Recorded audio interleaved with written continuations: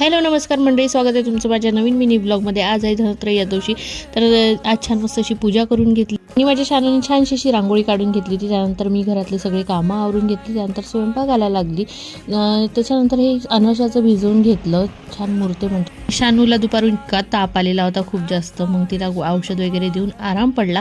पण संध्याकाळी पुन्हा आलेला होता, मग दिव्यावात वगैरे करून घेतली। त्यानंतर आमच्या घरची सिरीजसुद्धा लागून गेली आणि आता वाटत आहे थोडं दिवाळीसारखं। टीव्ही पण लागली, सिरीज पण लागली आणि त्यानंतर भेटत आहे मी तुम्हाला दुसऱ्या दिवशी सकाळी मस्त छान पोहे वगैरे वाळू टाकून दिले चिवड्यासाठी।